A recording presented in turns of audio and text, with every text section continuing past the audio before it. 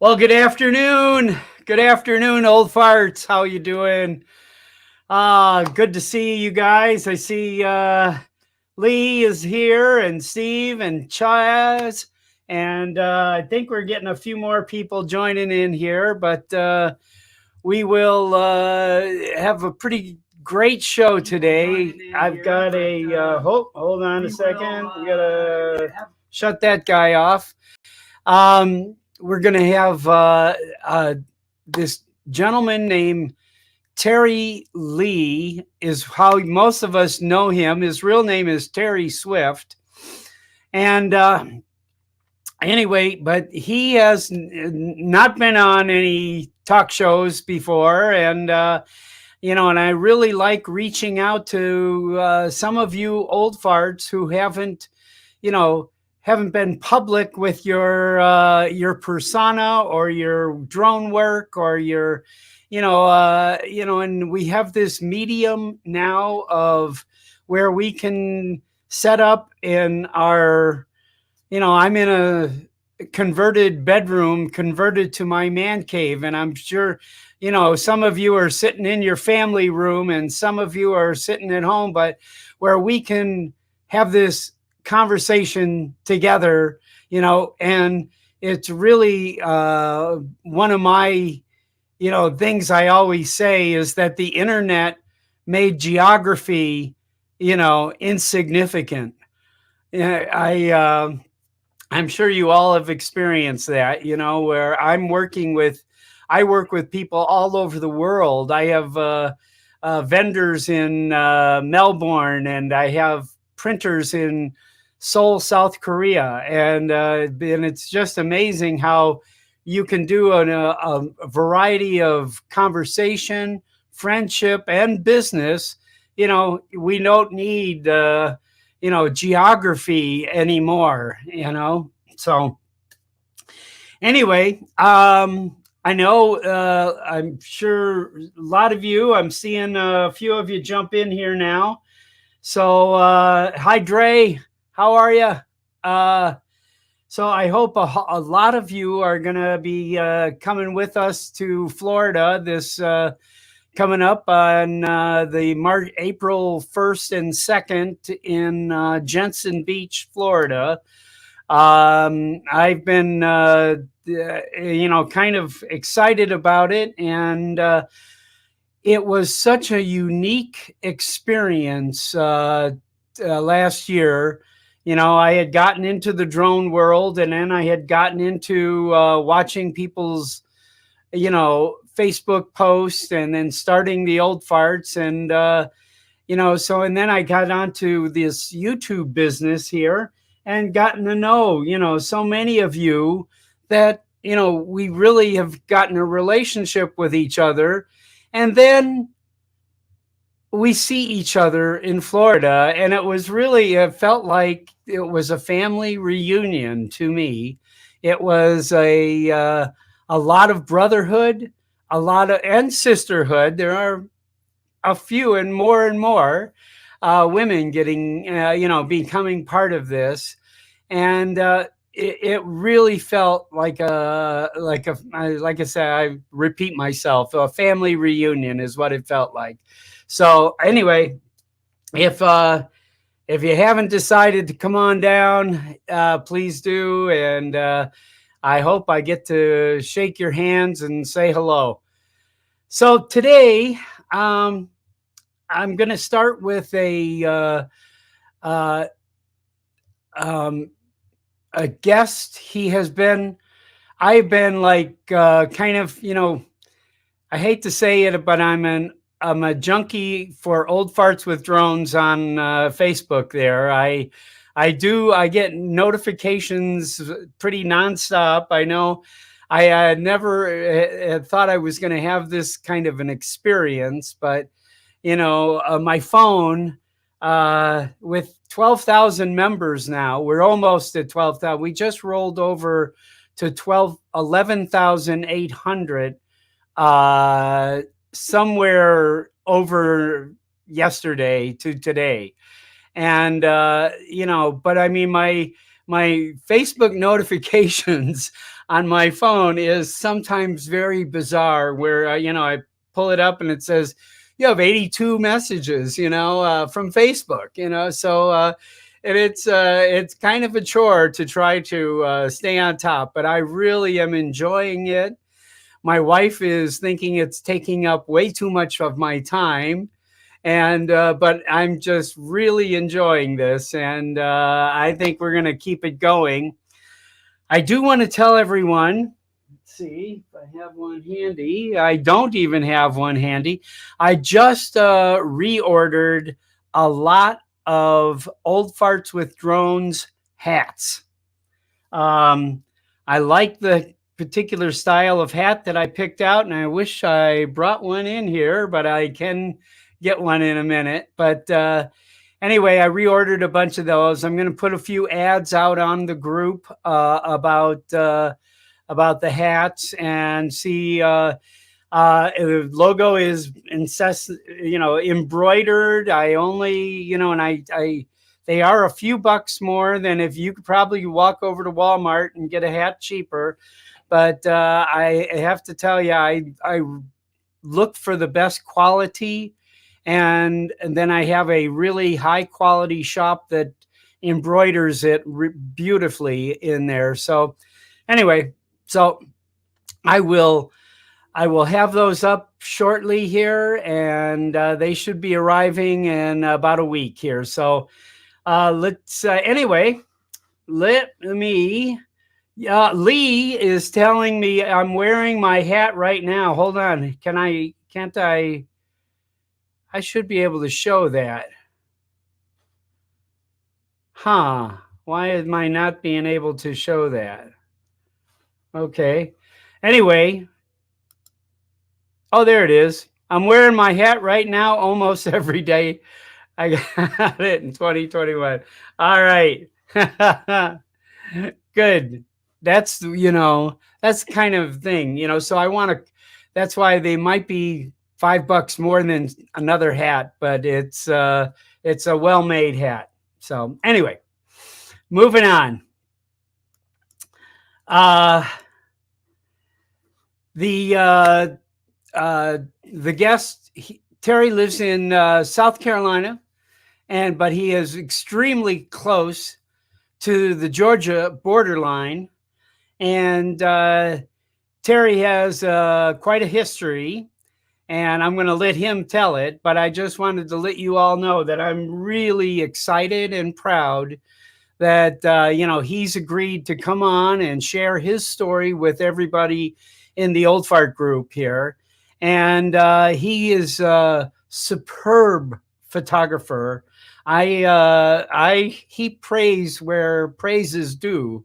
And he really, I'm just enamored with some of his stuff. And I know if some of you follow the Facebook group, which I'm assuming most of you are, you saw me post a bunch of his photographs of waterfalls in a variety of areas, but just some of the most artistic and beautiful shots. I was, impressed. So, which led me to communicate with Terry, and we planned this for a couple weeks, and I am excited to introduce you all to Terry Swift, sometimes known as Terry Lee. But thanks, not related to Taylor Swift, okay? No. I'll take the money. Hi, Terry. Thanks, Terry, again for coming on. You bet. This is great. So, good. So, before we start bragging and showing beautiful pictures, can we introduce each other here to you, to the group here? So, tell us, where are you from? Where'd you go to school? Whatever. Give us the last 40 years of your life. How about that? I can give you the last 64. I'm being kind. Yeah. I originally grew up in a little town, suburb of Atlanta, Georgia. went to school there, went to a school called Campbell High School. Some people may know it. It used to be, we used to have two, I think, high schools, and then later on they combined it after I'd already graduated. At the ripe age of 17, I got tired of living in what I considered podunk Georgia. So I joined the Air Force. I picked the Air Force because my two older brothers were in the Air Force. A brother-in-law was in the Air Force. And I was like, well, if they can do it, why not me? I was going in originally as an auto mechanic, but my recruiter kind of pulled a fast one on me. And so I went in under mechanical general, and guess what? Yeah. Infantry. They put me working on airplanes, jet airplanes. Yeah. You know, you can kind of relate that somewhat to drones, but I didn't particularly care for my job that much. I stayed in for 20 years, traveled around the world, which was why I joined the Air Force. And the Air Force was gracious enough to let me move very often. I went on temporary duty to a lot of different places, some nice, some not so nice, like Cairo, West Egypt, out in the middle of nowhere. Very desolate. Yes, very, very. We weren't that far from Cairo, but it was enough that you knew you were in the desert and out in the middle of nowhere. So it was a very different Cairo than today from pictures I've seen. Yeah. Especially around the pyramids and everything. Yeah. I had joined in 76 and I retired after 20 years in 96. I was stationed in Misawa Air Base, Japan. And as I've told Bob, I had been to Vegas twice. I got stationed there twice. We do have a sizable Air Force base here. Yeah, Nellis Air Force Base. Yes. I got stationed there as my first duty assignment. Didn't really care for it all that much because when you're 17, 18 years old in a city you have to be 21 to do anything, not a lot of things to do. And most of the people there, if you wanted to hang out with people your age, like high schoolers and stuff, they didn't really care for the military a whole lot. So it made for some weird things. Then I came back to Vegas in 91 after returning from Germany. Bought a house, went to Japan, retired, came back to Vegas because I still own that house. And I traveled around the Western US doing computer IT work for the next 15 or so years. I left Vegas in 2006. Personal issues, moved to Texas and got remarried and lived there for 10 years in DFW. And it was just too hot. I was getting too old, didn't want to deal with the heat and that kind of stuff. So my wife and I decided to move to the mountains. And we had originally looked in Tennessee up around Gatlinburg, Pigeon Forge, but nothing worked out for us. So we ended up finding a home in Franklin, North Carolina, where we live now, the land of the waterfalls. That's why I do waterfalls. I drone waterfalls. There's a connection. Yeah. I do other drone work, but waterfalls is my fun, It gets me out in nature where I can decompress from the world and, hiking in, hiking out. Not always easy for a 64-year-old guy. But, we keep it. Not that old, but we keep it pretty simple. So, good. That's the focus of most of my drone work. I've owned drones for about 3 years. I originally started out, was going to get my 107 took a dart drones class and decided that that wasn't for me.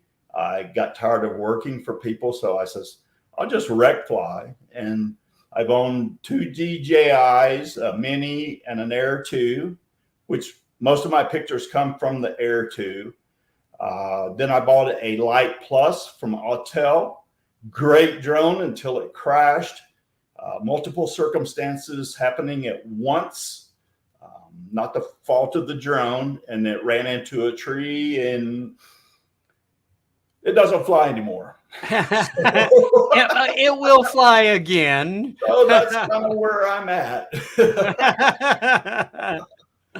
Well, you know, I think we've all crashed. I mean, it's sad and scary, and but you know, it's a part of the hobby.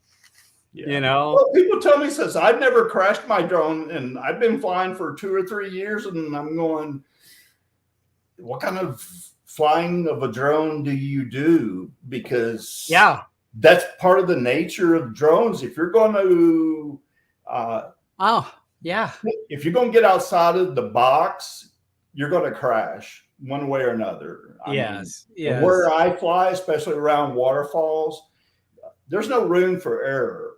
Now, so does Autel have a replacement plan like DJI does? Oh yeah. I didn't buy it because I have my drones insured through State Farm on a personal property. Okay. Yeah. Because my Air 2 and Mini were out of the refresh range, and I still wanted them to be covered because I fly them. And so I put the Autel on my my drone insurance, and they're paying me, you know, pretty nicely. It's not what I 100% paid for the drone package, but it'll buy another drone package. Right. Something else to replace it, you know, with that's good. Yeah, I have had some pros and cons about State Farm. Yeah. And well, personally, I mean, I've had State Farm for 27 years at this house that we're in right now. My car has been with State Farm for the same amount of years.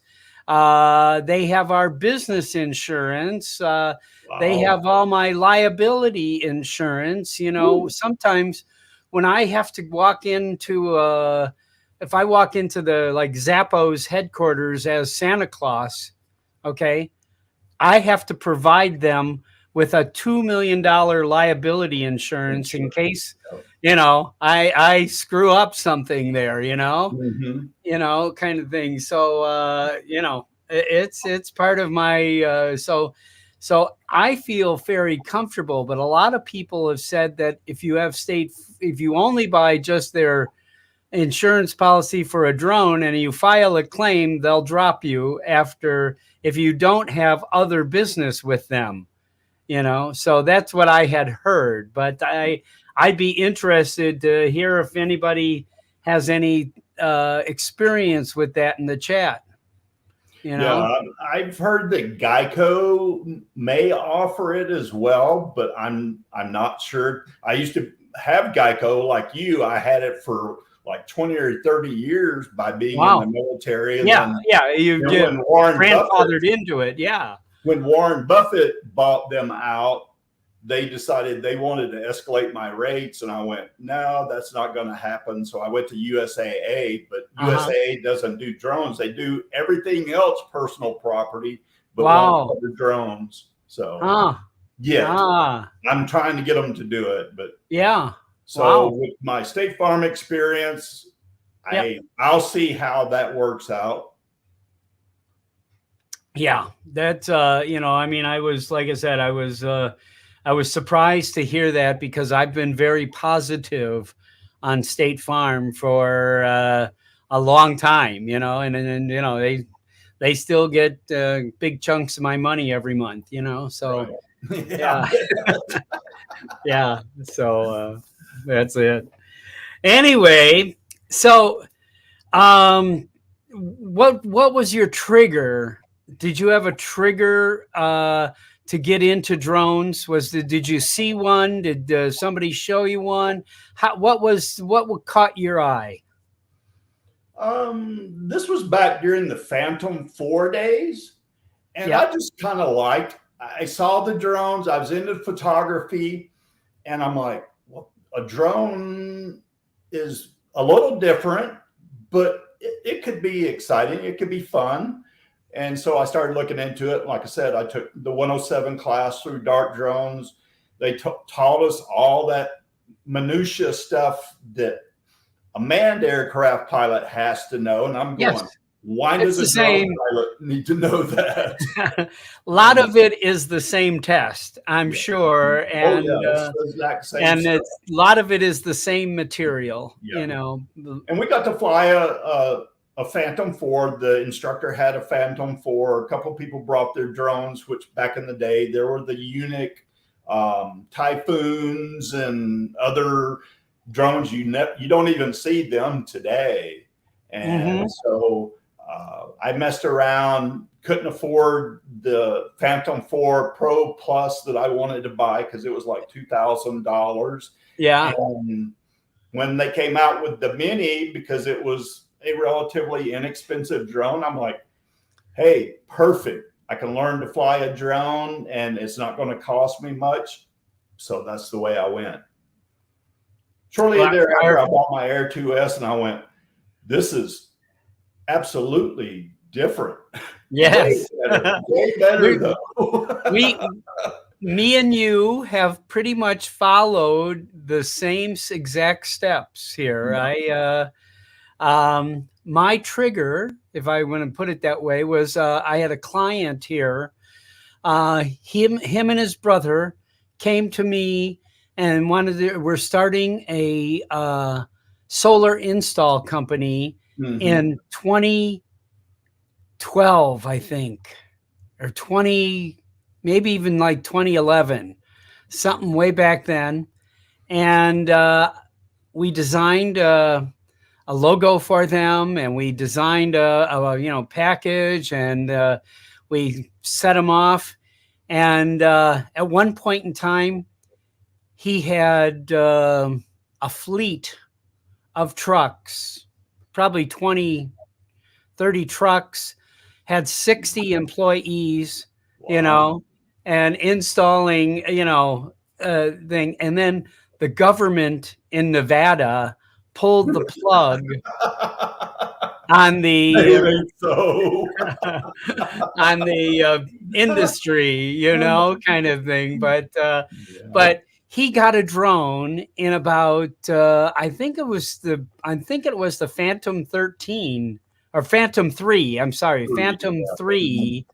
It had the built-in camera. I think that was the first one that had the built-in camera, and so that when they finished the job, they would take pictures of it, and then they would document it. And if the customer came back and said, well, this was missing or that's gone, they go back, they got pictures of, here's the document, So I went out with him a couple times while they put it up and shot, and I was enthralled by it, but it wasn't until after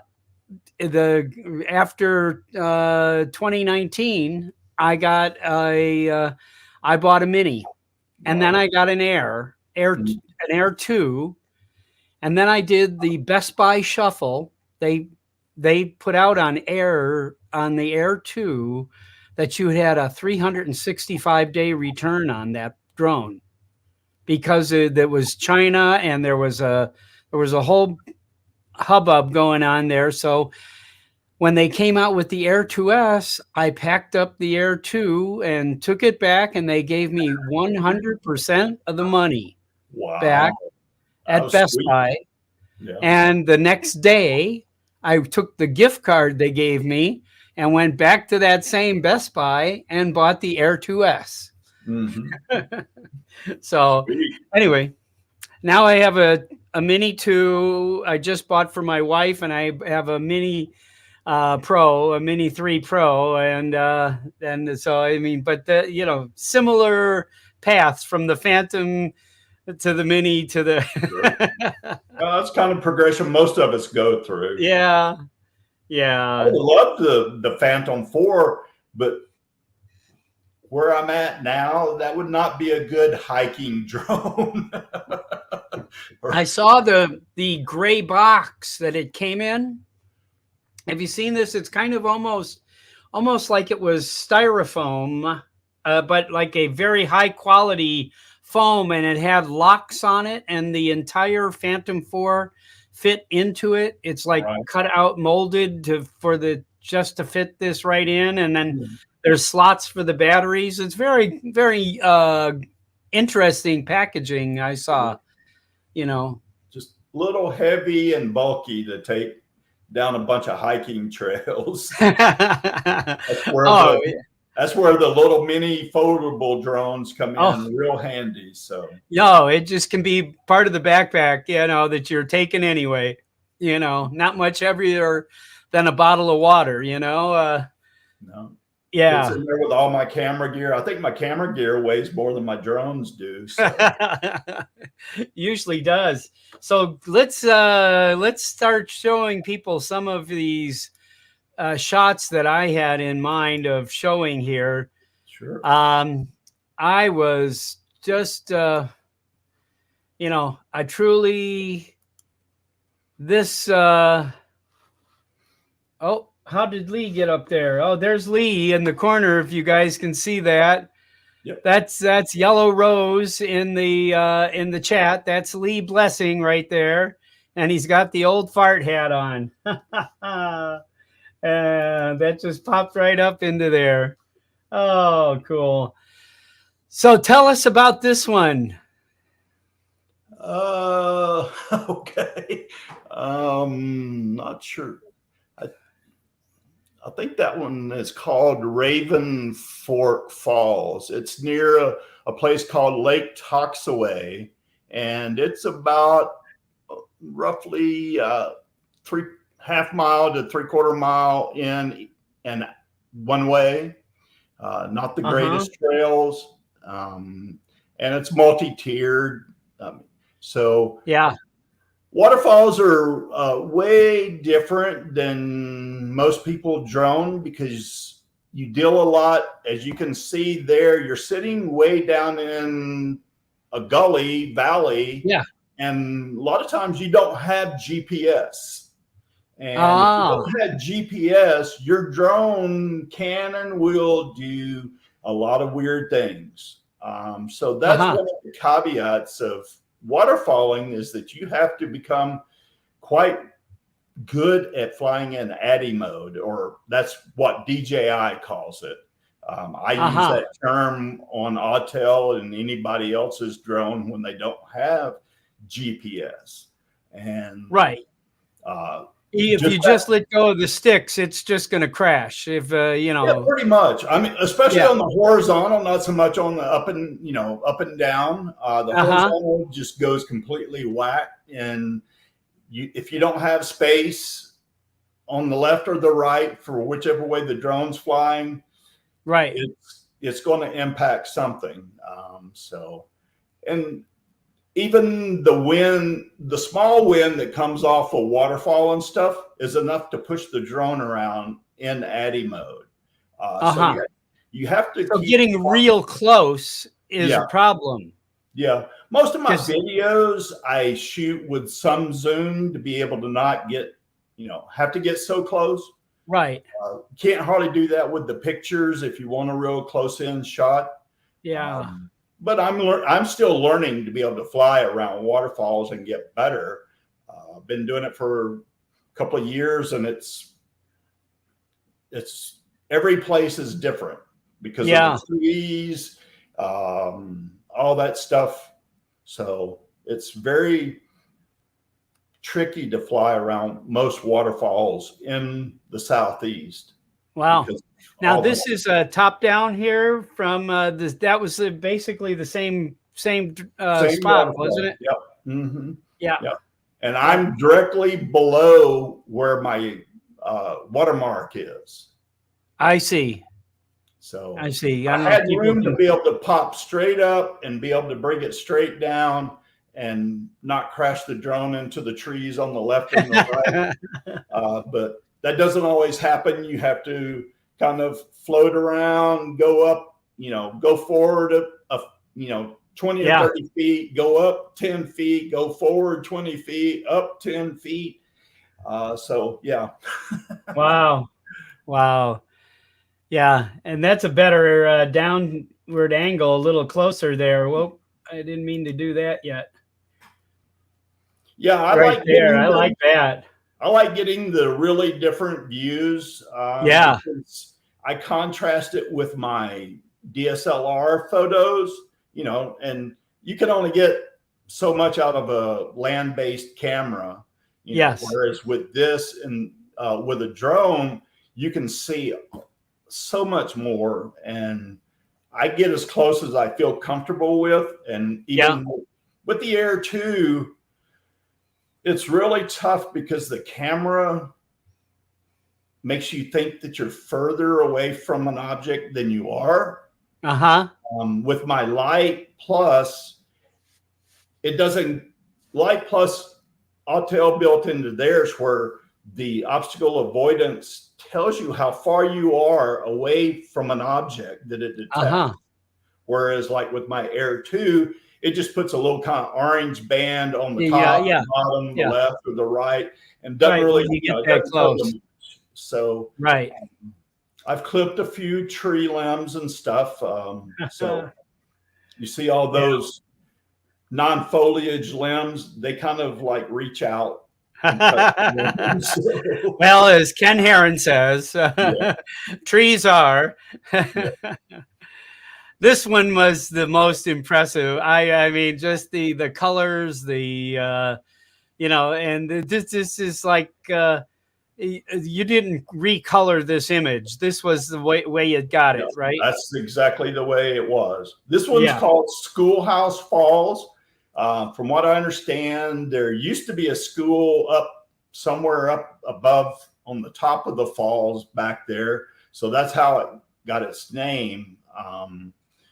The sun was directly behind the falls. So depending where the drone was or you were with a camera, you got a lot of glare, or you could end up with a picture like this where there was just a tiny bit of glare, but then you got the reflection off the water, and I didn't even see it whenever I was shooting it. That's amazing. Yeah. It only popped up whenever I was looking at it, and I went, wow, that was really cool. Oh, I really, the colors, the watercolor, the blue kind of tint in that watercolor that's reflecting back into the pond there, and then whatever that is, that shoreline is orange back there, just like caught me with this yellow rocks in front of us. That was like the moment there, and that was amazing. Well, a lot of the falls in that particular area have a lot of a chemical called tannin. This creates the brown orange color. So it can give you a lot of different saturation points, I guess, as best as I can say. Differences in the colors of the water. When it's flowing over the fall, it looks white, it looks blue. But when it gets puddled, then it's got that deep brown color, orangish, so. And if it's not too deep, then you get the rocks in the bottom and stuff that you can see. So that was probably. I don't know if anybody watching this can see. I was just zooming in on the quality here. I mean, I was really, and this is from the Air 2S. I'm trying to think. No, I think that was with my Light Plus. Okay, Light Plus. Yeah. Yeah, and that I has was talking such, about 3 feet over the water yeah, with that that. has such great color, great, you know, that yellow color system that they, uh, you know, that Autel does. Yeah, yeah, they just came out with Autel, that, which is pretty unique, you know. And then you got the bubbles over on the left-hand side there as it comes off the fall, and you really yeah, don't see that in a lot of pictures either because it just gets muted out. So I yeah. thought that photo just was one of the best, Oh, it is. and I get It those certainly on is. a very rare occasion. most, most, of my, most of my Those are pictures. blessings. Most of my Those pictures, are I'm like, blessings from the drone gods. you know, one in a hundred, one in 1,000. I'm like, yeah, that's canvas or, you know, Yes. metal print quality right there. So, Uh, now this one looks interesting with the ripple here yeah, coming that's down the the old hill. schoolhouse. Yep. I was probably about, Oh, I see. I guess, 70 feet up or Ah, so. And I had to tilt the camera down because, as you can see at the top of the fall, there is a ton of glare. yeah, And I didn't want to get a lot of that in the picture. There's some of the pictures I have do have quite a bit of glare, yeah. but you know, they're No, but I like the starkness of the bare branches, you know, and then the green branches, and you know, being in the art business for my career here, you know, that's really good. That's the same falls. yep. Now you're up about a couple hundred feet here, huh? Oh yeah. Yeah. Yeah. We go pretty much bare tree here in North Carolina up in the mountains, but we have a Uh-huh. lot of plants called rhododendron or mountain laurel that stay Yeah. green virtually all year. Yeah. So you get a little Good. bit of that contrast, and Yeah. they love drones. Oh. They Num love num num they num love to num. eat drones, and they will. And if you're too close to the water, you hear your drone go plunk. So I try not to do that. uh, yeah. Okay, now this is a different spot. Yes, that's actually at Lake Toxaway. It's a resort kind of lake, and then there's the falls below the dam, and a lot of people go and try to photograph it, and a fair amount of people drone it. It's not an easy place to drone because you're up high, you're standing on a road, and you're dropping down, 200-300 feet negative, and Ah, that gets kind of scary to me anyway with a yeah. drone. But And the Autel, does it give you really good, accurate negative numbers? Is the barometer in there giving you negative elevation? it shows up just like it does on the DJIs.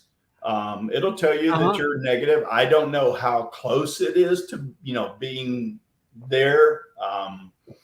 I just go by what it tells me, whether it's minus 200 feet, minus 300 feet, or 100 Wow. feet. And so, but yeah, this fall here has it's probably a good 30 to 40 degree grade. So that's at the very bottom of the fall or part of the fall. And then you got a 30, 40 degree grade that goes up, roughly 100, 150 yards. Uh-huh. So whenever I'm videoing it or shooting, especially on the video, it's tricky for me, not being a gamer kind of person and not having great coordination in my hands, to kind of keep the sticks going in the right mode, keeping forward motion, but also upward motion, and not making it look like a Yeah. 3-year-old did it. So Yeah. you know, but it looks like a 64-year-old did it. So No. Oh, no. All right. Well, good. I'm oh, that's just that's beauty Lake there. That Toxaway right there. yeah. Oh, that. And is one of those falls coming into this waterway? Yeah, they all kind of where I was drowning, Schoolhouse, and the other ones are in the back, very back behind it, towards the mountains you see in the background. Uh-huh. Uh-huh. So most of the creeks and stuff will in that area stream into either Lake Toxaway, or there's roughly 3 or 4 rivers that have multiple falls on them that are further south than Lake Toxaway. So they just Wow. all kind of converge and Yeah. All right. Well, good. Okay, so let me shift gears here. I'm gonna bring up some of your video. Just kind of we'll kind of show a little bit of a contrast here, and trying to see which.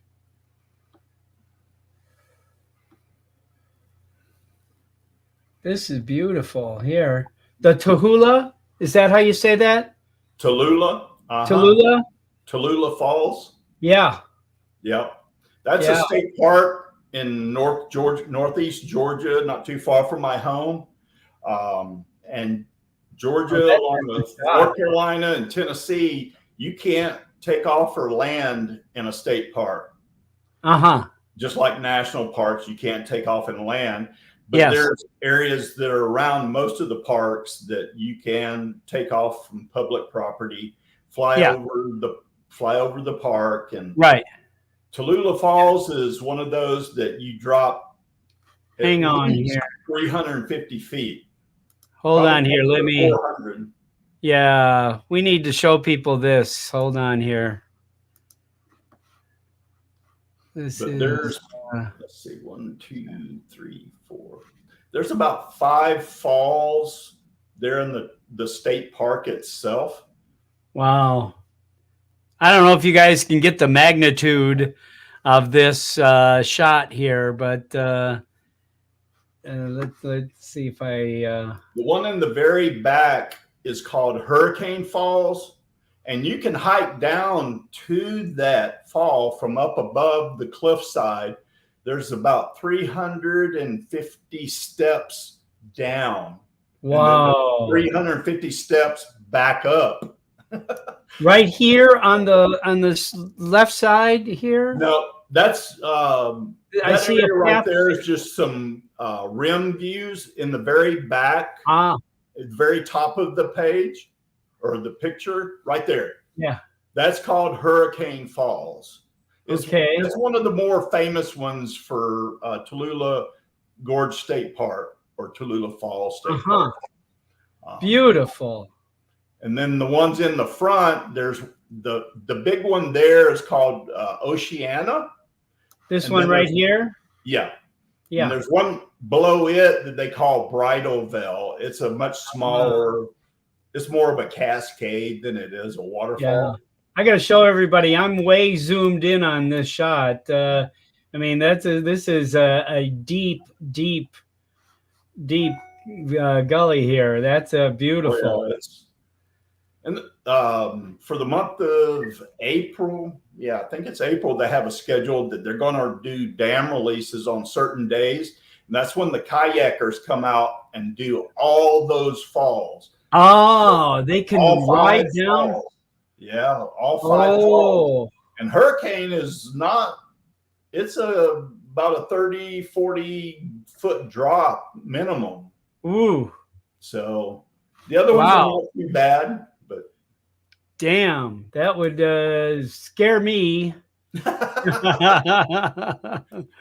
Totally. love droning the kayakers because there's some crazy people out there. I've droned a few professionals that have come to some of the falls in our area.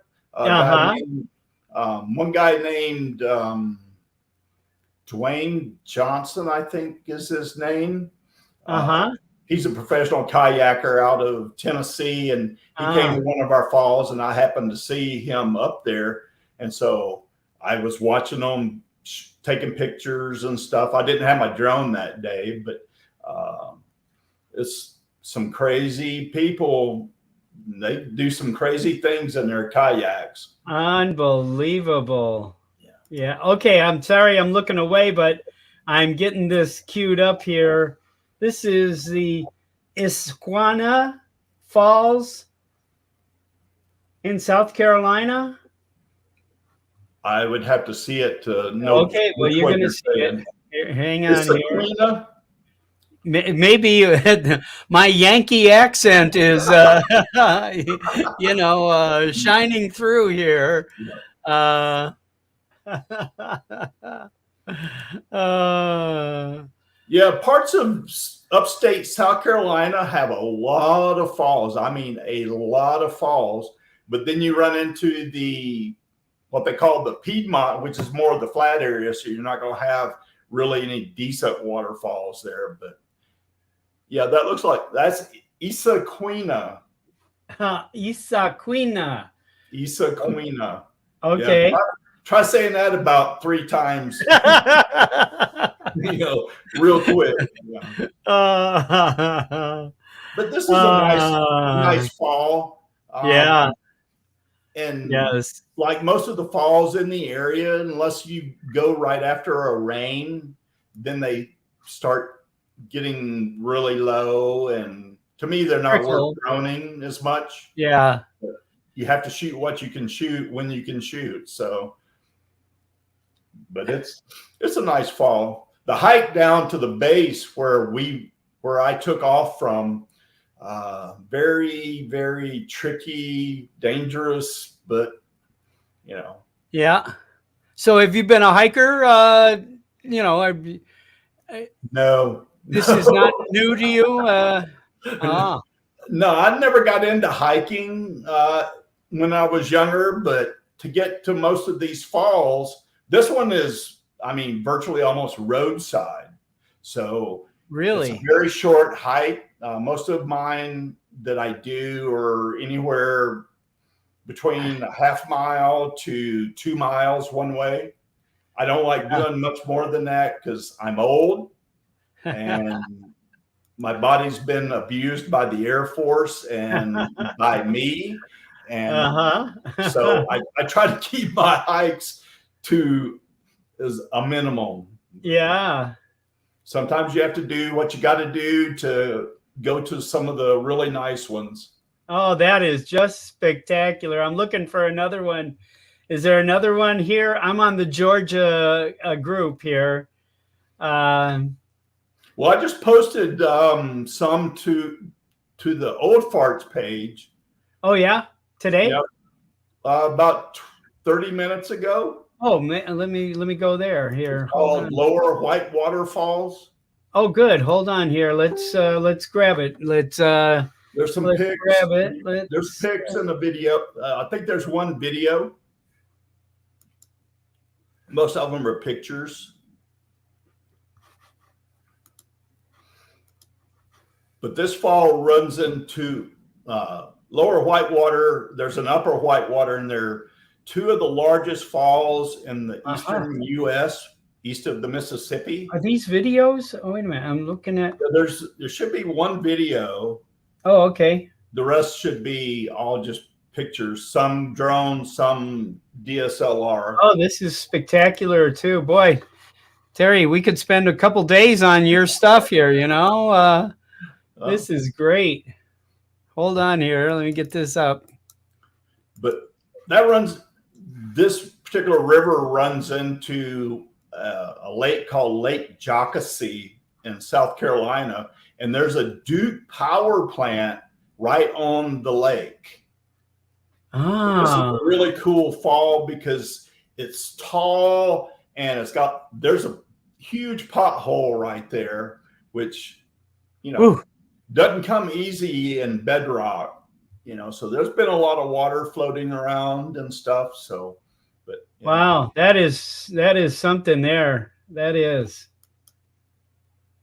that's Lake Um, Jockasee, and kind of to your upper right, you can kind of sort of see the Duke Power Plant right right in in there. there. Yeah, that's Yeah, it. yeah, yeah. I'm seeing it. Yeah, So cool. this was Huh. about 30 feet That's from the where I was blur. droning. Shutter speed was what was the shutter speed here? Do you know? I think I took it down to on my Nikon Ah, about two yeah, two or yeah. three. That's That's probably a two right there. And I yeah. was hand holding. I didn't have a tripod, monopod, or anything. Here's our video. Yep. You can see the old What man. a great place to fly a drone. I Yeah. mean, I think people would pay to come here and go out there with you to fly this drone, fly their drone. Right. That's Well, just a spectacular spot. anybody that wants to come up my way, we'll go and we'll fly. That's what. Oh, you heard it here first. Okay. I've got a couple of drone Wow. buddies here that I typically go out with. Sometimes they go and sometimes they won't. Yeah. Um, Wow. so it's like, if you don't go, I'm sorry, you're not going, but I'm going. And this was a spur of the moment. Uh-huh. This was on a Sunday afternoon. I was like, I got to get out of the house. And so go drone some waterfalls. Good deal. I'm posting the StreamYard link right now. Anybody wants to join in? I know Lee Blessing was going to join in on us here. And so thank you, Terry. I got to tell you that your ability and your location here. Here's where the internet didn't take away geography. Okay, Right. because you can't get those kind of shots. Obviously, you know what outside of Las Vegas looks like here. Yeah. Well, Red Rock, you got some pretty good territory We out have some there to be able to we have shoot. some pretty spots. We do. And I think There's some good everybody's got spots. some pretty spots, Yeah. I really do. I think everybody's got some great spots to fly. Yeah. And I somebody said, you have all this excitement to fly in Las Vegas. I was like, what? I think it's like desolate here. We got a lot of barren desert here. But for some people that's beautiful. Well, they You may know? think that they can fly on the strip, but you can't because it's so Oh close to no. the Karen Airport. You're within that 5 mile zone. So Yeah. you're in a restricted area for most of the strip. So you Oh can't. yeah. Well, my home is at the tail end of that 5 miles. I can fly 200 feet from my home, but I can't cross the street here because then I'm into the Henderson Airport Oh, wow. space. So Mhm. it's a zero grid, 100 yards from my front door. Well, I think that keeps a lot of people from getting into the drone thing because if they start hearing that, Yeah. I live within a certain distance of this and that, then I'm not going to be able to Yeah. fly. Oh, But you got to get out of that zone, and there's so yeah. much to go see and fly. I mean, I can fly from my house, Yeah. not very far because you have that horrible FAA rule called visual line of sight, which we all hate and we all have to deal with. So my droning around my home is very limited Yeah. because of trees and all that kind of stuff. Right. So, If I get 2 blocks away, yeah. I can't see the drone. I mean, Right. I'm, I got 2-story houses surrounding me, So you just get out and find a place, I mean, I think that's part of the people hobby. live in Atlanta, they can they can fly in Atlanta. I mean, I belong to Georgia Drone Pilots, and there's a bunch of those guys that go and fly the skyscrapers and stuff downtown. And, I mean, they Yeah. have some fantastic shots, but I like being out in nature. And, Yeah. No, same with Houston. We can see downtown Houston, Brian McKay, and a lot of people there. Not Angel. They've flying in Seattle. Angel and Bill and them in Seattle are flying. Right in downtown areas. But, and here, I mean, I think part of the drone hobby is like, hey, we're going to pack up for a day and we're going to drive out maybe, for an hour, 2 hours, sometimes 3 hours out and find places to fly and enjoy a day out of the city and out of the, out of the hubbub of everything. You drive up to Beatty or some of the little ghost towns and stuff. Ash Springs, I've been up there.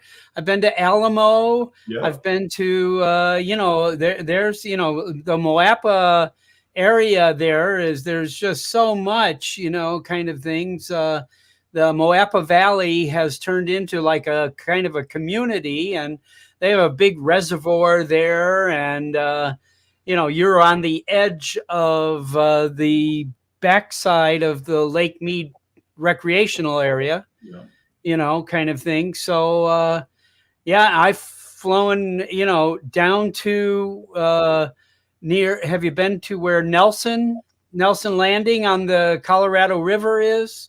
I've been to Willow Beach before. Well, it's further down and on the other side of the river there. And that's Nelson there. And, technically around the Colorado River there is park. Right. But if you stop, there's definitively a sign where you can see if I fly from here, I'm not lifting off from the park. Right. And you can fly to the Colorado River right there, really close. Yeah, we have the same here with the Blue Ridge Parkway because it's part of the national park system, but it's probably a quarter to a half mile wide. So there's a lot of public roads that kind of parallel the Blue Ridge Parkway. So, like you said, you just find a place on that public road, take off from there, go shoot the Blue Ridge Parkway or some other park. I mean, as long as you're not taking off or landing in those particular parks, there's not much that they can do as long as, you're following the rules and everything. And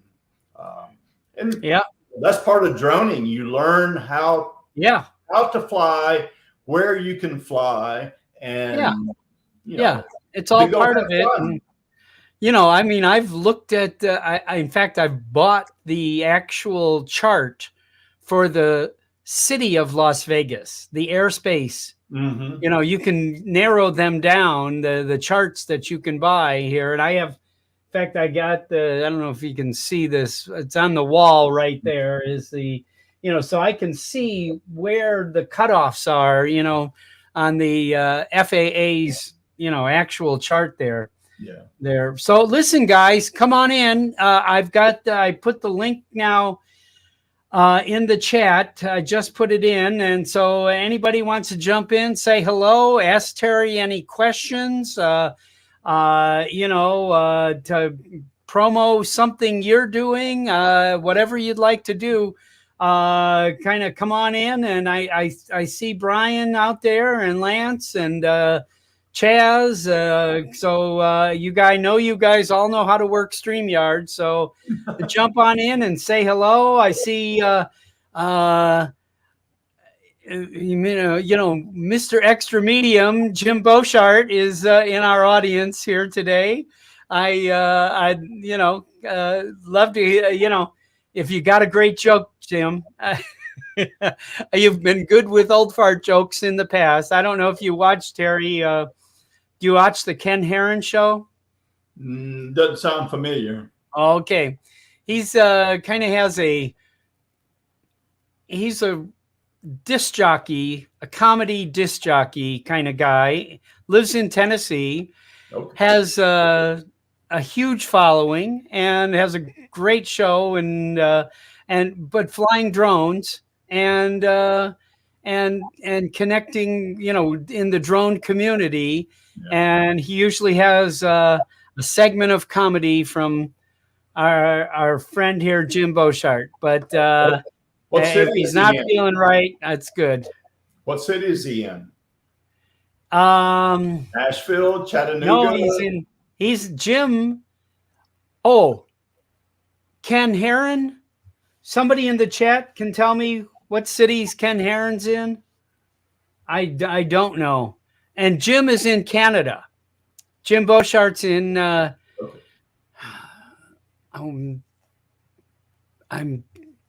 I don't know if it's Calgary. I don't want to say the wrong place. So I don't. So Just say a lot of A. yeah. Oh, they give me shit when I do that to them. I've got some good Canadian friends, and I mean, Yes. they have a sense of humor. Some They of them do. do. Some of them do. Some of them don't. But I'm thrilled to hang out with Canadians anytime. oh yeah, Anytime. I'm trying to plan Anytime. a trip up there to go see Yeah. Banff, Lake Louise, Calgary, Kamloops. Yeah. Here's Lance. Lance is a photography teacher. He's sweet. sitting in a high school at the moment in the Pacific Northwest. You're in Tacoma? Yes. Yes. Yep, I'm in Tacoma. And Terry, those are awesome shots. I'm going to share those with my students. I think that those would be. So can I ask you a question, Terry? Sure.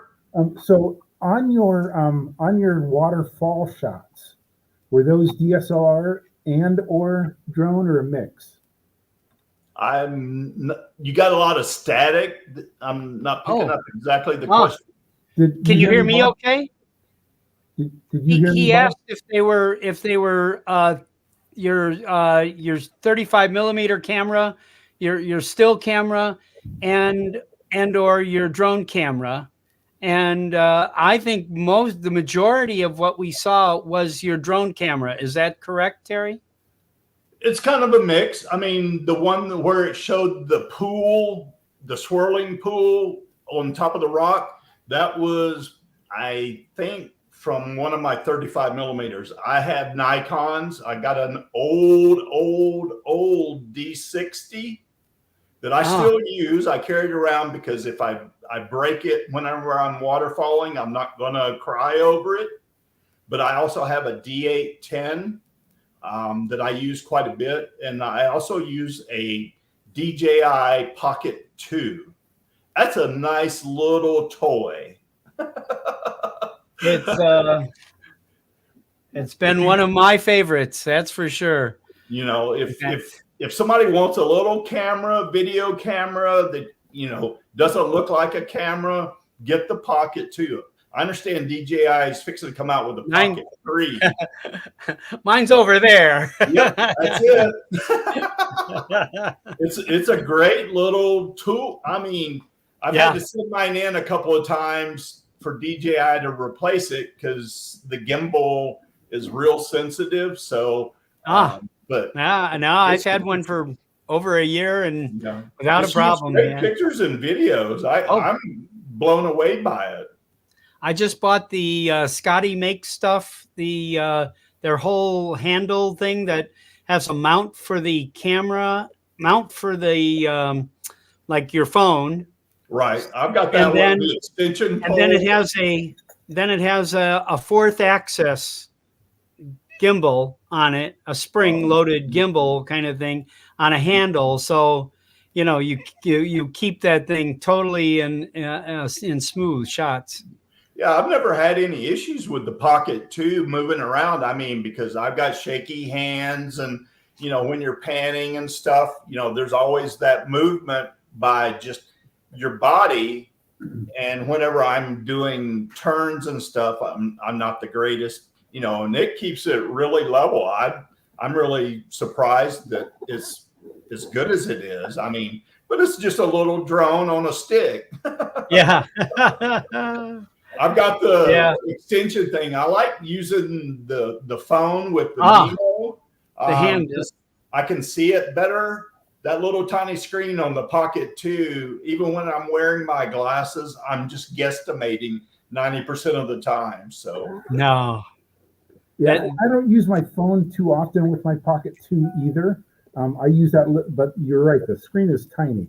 Here with my original Osmo, I use the phone just because there is no what is that? You see. That's a phone gimbal.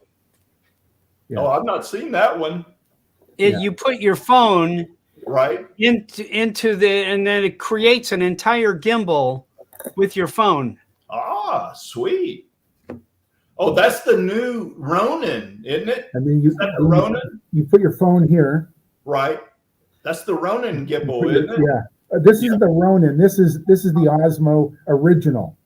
And then you hook the phone up, and then the phone you can see, and then it's the same thing. And then they came out with the Osmo 2, which is what we have as well. And those the Ronin device is really cool for cameras and phones and stuff. So DJI's come out with some cool stuff. I'm kind of disappointed. I was expecting an Air 3 like October of last year, and according to some of the people that are no DJI, said the Air 3 is finally coming out in summer, and it's going to have a camera like the M3, and it's going to come in different versions, like the M3 does. You got the Cine, the Pro, and the Enterprise, and Classics and stuff. So it's about time that DJI started using the Hasselblad stuff far more than what they have done in the past. Yeah. What, Lance? So Bob, I don't know that Terry can hear me. So my real question is, the waterfall shots that looked really silky. Usually you do that with a DSLR with a long exposure. Has he tried long exposure on the waterfalls with his drone, like a 2-second exposure with his drone? That's what I'm curious about. I typically fly pretty much, especially with video and auto, because of the changing light conditions and stuff. And because my Air 2 has such limited flight time, I kind of have to stick with auto more than I do with manual. I've got a drone buddy that he's all manual because he's done DSLR based stuff for 60 years. And so, but he gets up there and he takes maybe 2 or 3 pictures, and I grab 30, 40, 50, 100, on one battery. And so I don't have the luxury of time to do a lot of manual, even though I would like to do manual. I can do that more with my Light Plus now because it has about 35 minutes of flight time. I'm right in the middle of the podcast. So what? With the M3, with it being 35 to 40 minutes of flight time, that's another good thing that DJI has finally come around to is the long flight batteries.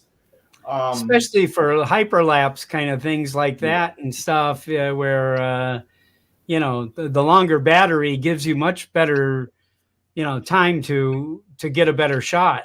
Well, with waterfalls, I mean, you're having to go up, you're trying to find right positions, shoot what you can shoot, and then you got to come down in amongst all kinds of foliage and stuff. And I've gotten to where it's come really close with the batteries going super critical. You know, you're down to maybe 2 minutes of battery life, and the drone wants to auto land, and the drone may be over water or in a tree, and you're going, oh no, how am I going to, keep this thing from crashing? So the Autel, I compared it to the Air 2S. The Air 2S is a great drone, but I compared the Autel to it, and I'm going, the Air 2S has the same batteries that my Air 2 has, but the light, gives me a good almost 50% more flight time. So I went with that because I need airtime. I need to have that time to be able to get up, do the pictures, and safely land the drone, and not be worrying about it getting ready to auto land in the water or wherever. So. Great. So we're hearing some crunching. I hear. Everybody hear the crunching there? Hi, Lee. I was live. Hi there. Is Lee How are you? I didn't know you had me live. I know you didn't. That's okay. Lance, thanks for. I appreciate you stopping in, Lance. We'll see you soon. Yeah, okay. That's great having photography classes in high school. I wish I'd have had that. Yeah. All right. Take care, Lance. So, Lee, where are you? In your mobile studio, I see. In the front seat of my brand new Highlander Hybrid 2023. Oh, my goodness. Wow. I bought it January 6th. I've already got 10,000 miles on it. I'm heading to the dealer to get my free oil change and tire rotation. What? Oh, good. 10,000 miles? Yep. Oh, it's January. It's February. It's end of February. So, yeah. I did 4,600 miles in the month of February. Wow. Yay. I work as a medical courier. I'm in a medical courier business for 9 years. And my previous vehicle, which I just sold one of my vehicles that had 336,000 miles on it. Yeah. I've still got my backup vehicle is my 2016 Chevy Traverse. It's got 237,000 miles on it. So I decided I wanted to go hybrid this time. Mm-hmm. And it was expensive, but my gas bill has dropped in half. Sure. Really? Right now I'm looking at the gauge. I'm getting 37 miles to the gallon on this Highlander. That's wow. Awesome. And it's a full-size SUV. Yeah. I have a Highlander. I looked at the Highlander, but then I decided to go the 4Runner. I've got a 2015 4Runner. It's got 70,000 miles on it. Baby. That's a baby. That's a baby. Well, I looked at the 4Runner and the Sequoia, but I really wanted, because of my high mileage driving, I really wanted the hybrid to be able to get the better mileage. And the 4Runner didn't offer it. And I was looking at the 2022 models, and then 2023 popped in, and the hybrids come and go so fast at the dealership, and they were marking them up. But I found a dealership that did not mark them up. I still had to pay MSRP. Yeah. And by the time I got done with the ceramic tint and the coating and the tinting and all the extra crap that they put on there, it was, rolling out the door was pretty close to 60,000. Wow. Oh. It's more expensive than my first house. I only paid like less than 40,000 for my first house back in the early 80s. I think I paid 30,000 in Louisiana for my first house, about 83-ish. Wow. Cars are expensive. Trucks are even worse. I mean, I see people driving around with a $90,000 or $100,000 truck, and I'm going, "Do you live in that?" Well, you want to hear a funny story? I got hired to go do a shoot for a truck club a couple of weeks ago. And it turns out it was a Toyota truck club called the Renegade Toyotas of San Antonio. And they wanted to know how much I would charge to come out and do the photo shoot. And I just said, well, you guys aren't a company or a business per se. I charge $200 an hour. And I said, but tell you what, the location you're going to be at, I've been wanting to go fly that location for a while. So just pass the hat, see what you come up with. And you probably not real business. A lot more than... It's not real business like, but I ended up with $130. Oh, good. Spent and then they asked when they found out that their drone pilot drove a Toyota. Well, you need to join our truck club. So I did. San Antonio, Lee? Yeah, I'm in San Antonio, Texas. Okay, I lived up in Arlington for 10 years. Yep. Yeah, up there in the DFW. Connections here. Yeah. Yeah, it's about 4 or 5 hours away. Yeah, I've gone up there to visit Angie Anderson. She's with the Lost Girl Adventure. She lives up by Garland. Yeah. I traveled through San Antonio going to Corpus Christi, Upper Padre. Yeah. Right. Cool. I go down to Corpus a lot, Port Aransas, Galveston. But I'm going to be driving to South Florida, taking I-10. I'm going to leave on March 28th and go to Hammond, Louisiana, which is where Johnny Drone Flyer lives. Yeah. And then we're going to caravan over to Tallahassee, where Scott, I'm trying to remember what Scott's name is. It just slipped my mind just now. Old fart memory problems. Yes. But anyway, we're Jack Rabbit FTV, I think it says. Yeah, Jack Rabbit FTV. You'll have to stop in Fairhope, Alabama. There's a Buc-ee's on I-10. Okay. Oh, okay. Cool. We need a Buc-ee's. I like stopping at Buc-ee's. We've got a lot of them around here. Oh, yeah. Bill has just joined us. Spreading out. We've got one in Calhoun, Georgia. It's the closest to me, which is just north of Atlanta. But, they're putting one up in Sevierville. They're building it right now. So, hey, Bill, introduce yourself. Okay, I'm Chin Dynasty on most of the channels. I should have had it on there. Chin Dynasty. Newmarket. I'm in Newmarket, Canada. About, cool. 30 minutes away from Jim Beausart. Oh, okay. You know where he lives. The land of cold. Well, I know the land of cold weather. He lives in Brandon, where I don't know. Oh, good to have you. Good to have you. You're in Canada. Yeah, just north of Toronto. Oh, wow. Where's that? And I was in Toronto in '97. It's a great place. Very friendly people. You wouldn't know it now. It'd be a little different. From 79. A lot different, huh? Oh, yeah. Completely. Yeah. A lot of the cities are changing, I mean, it's just, I don't know what we're going to do in the future if there is no more open land, I prefer Western Canada, like Alberta, British Columbia, the Rockies, Yukon. Oh, man. Can't beat that for anything. Beautiful. Well, you can't. I guess you could, like Nova Scotia, St. John, that area, Yeah. So, Bill, are you flying? You're flying a drone there? Yeah. Oh, not right now. What are you flying? I got what do you call it? The Mini 3 Pro, 2 studios, a Mavic 3. Wonderful. Check my channel now. I got 3 of them going at once. Okay. In my living room. Oh my goodness.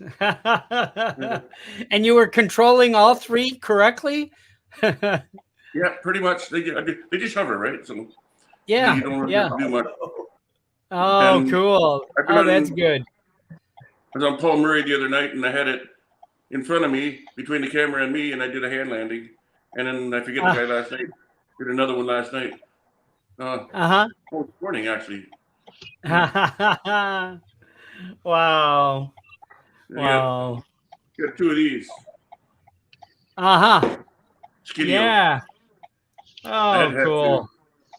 I got if you check my channel out, I got the Mavic 3 and the Air 2S following me in my Okay. car, one in front, one behind, for Okay. 16 minutes to mall and back. What's the name of your channel?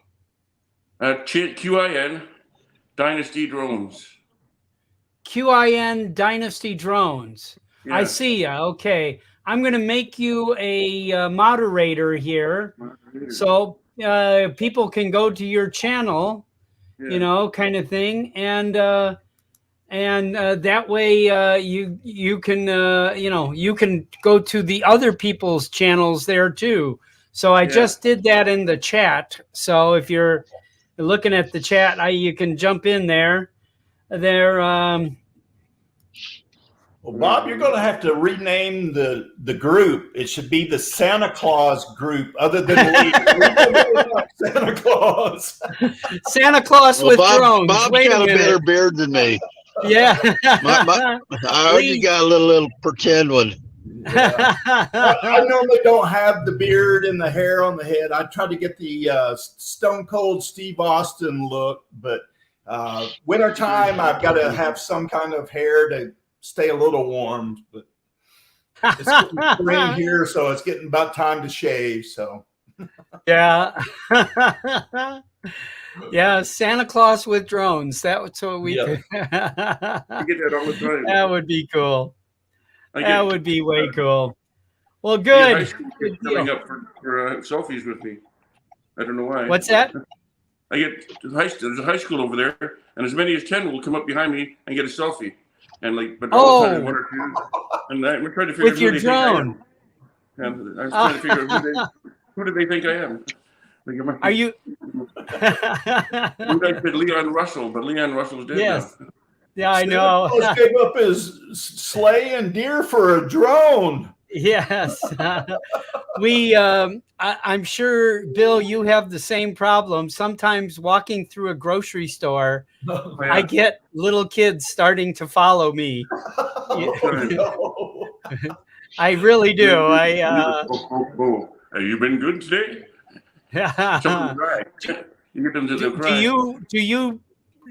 Do you portray Santa, Bill? I'm not dressed. I got the hat somewhere over here. Yeah. Okay. I wear it in the Christmas time. You go by the schools, all the little kids line up and wave at you. And okay. Oh, good. Okay. I made it a profession here. This was my 17th year. We just finished of being Santa. So it's pretty crazy. But I'm enjoying it, and it also usually after December I'm able to buy a drone or two because I made a few extra bucks, so that's what that's become. It's my drone fund. This is all COVID. This is what I looked like 2 years ago. Oh my goodness. Oh wow. That's wow. I just said like my barber closed, so I said just let it grow until they stop. But they haven't stopped yet. They keep talking about it, so I'll just let it grow until it's 2 years now. So maybe I'll get 3 or 4 years in there. That'd be funny. Yeah. I think he just quit. Oh, good. All right, guys. I think we're gonna wrap it up here. I hate to cut it off, but I got to get back to business. As most of you know, I still operate a graphic design business that I have multiple clients who want me to do things for them, and I'm thankful they do. Yep. And then I'm on tonight at 5:30 on drone therapy. Tonight we're on drone therapy. If anybody's listening there, we're gonna show what other hobbies we all have besides drones, and so we're going to show a few shots of some of our other endeavors there. It's a joint there. Ah, okay. Veterans Affairs. 10 ounces a month from Veterans Affairs.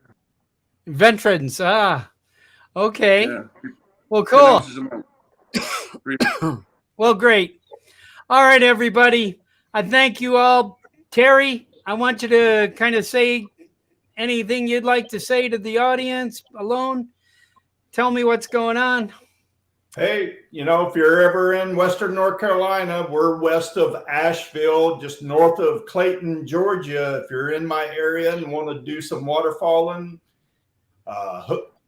he is the specialist. Contact me, let me know, and we'll go do some flying, North Carolina style. All right. All right. Thank you all. Okay. Lee, Bill, thanks for being there. I'm going to shut it down at the moment. So everyone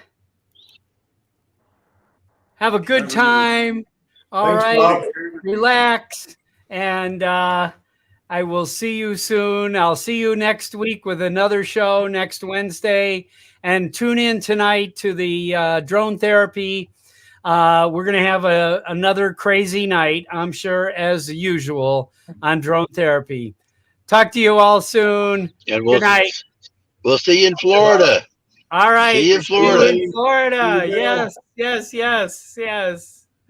Take care of yourself and each other.